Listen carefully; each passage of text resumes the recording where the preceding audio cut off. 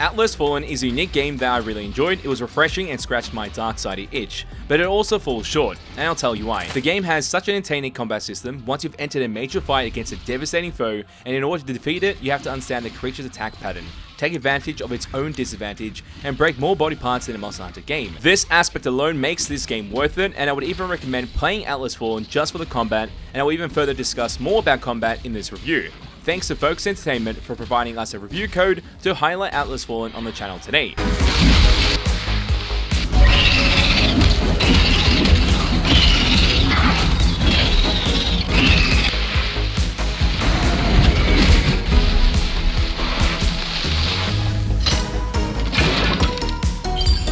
Begin as the unnamed person that magically stumbles across a gauntlet, then become a gauntlet bearer able to harness the power of a god, discovering where this power comes from, the history intertwined with the gauntlet and other bearers, with the goal of solving the major issue that was encountered within history that still continues today, and at all odds try to prevail against the greater evil. I don't want to spoil the story, so I won't be going into exact details of what happens.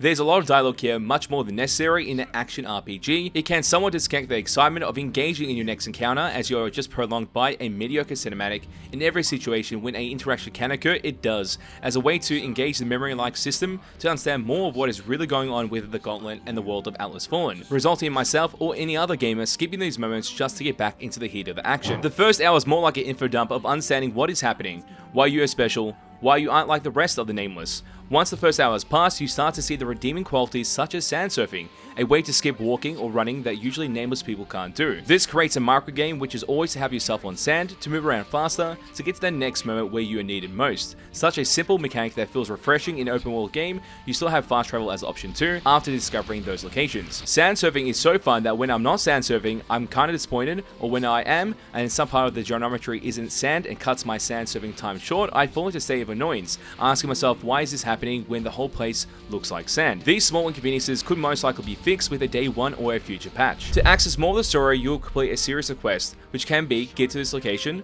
verse this creature, and fetch me this. Your gauntlet is broken to begin with, and through the fetch quest, you get parts or shards of the gauntlet to return it to its original strength, then that allows you to go through to the next region or the next part of your story.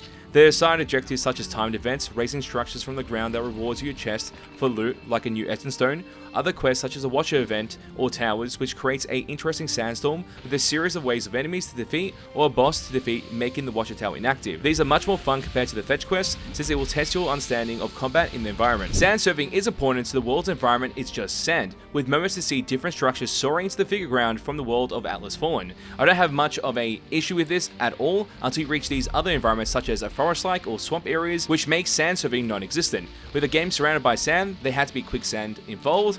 This element creates a movement restriction on your character even further. I would say that this is a bad thing if the whole world environment was quicksand, but it only exists in certain areas, promoting the player to think fast on their feet and adapt to what encounter is happening. Adapting is a really fun part of Atlas Fallen, adapting in both combat and gear to reach this overwhelming level of strength in however you build, which makes it engaging to see how your new gear interacts moment to moment with all or certain types of enemies. This is how the RPG system affects the combat in Atlas Fallen, and it feels impactful. It begins with a tier 1 to tier 3 gear system which are applicable and in use at the same time. Each tier has 1 active essence stone, pretty much like an ability you can cast, and 3 passive essence stones. Greater the tier, greater the benefit. There's a health pot mechanic called items that also have slight changes depending on your build. Weapons from a cleaver to a whip to a knuckle duster, which will be the way you convey your damage to your opponents, and they do have weapon movesets as well.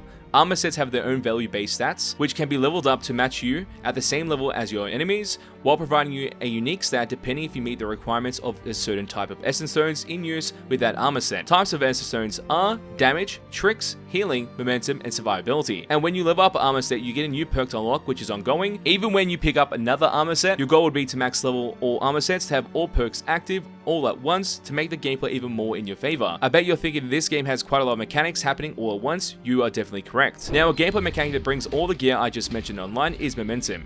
You gain a momentum in combat. There are 3 bars. First bar is a rotation of your tier 1 essence stones, linked to a third bar as your tier 3 essence stones, and that's when it becomes active.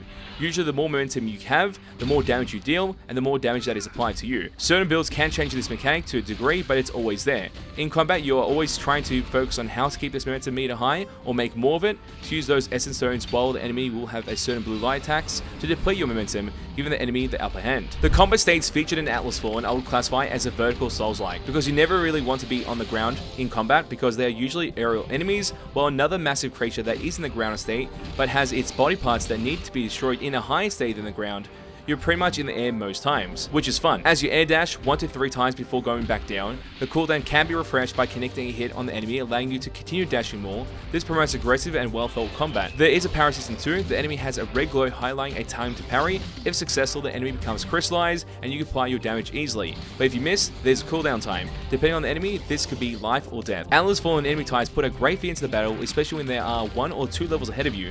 There are a lot of mechanics in mind games that happen with each enemy type, allowing you or your co-op partner to work together to defeat. This game is co-op, which I do believe that will be fun. Unsure if the dynamics of the enemies change depending on the single player or 2-player functionality. In each encounter, you become better at understanding how you build, and the gameplay allows you to destroy your enemies, and your might will be tested with the final boss in Atlas Fallen.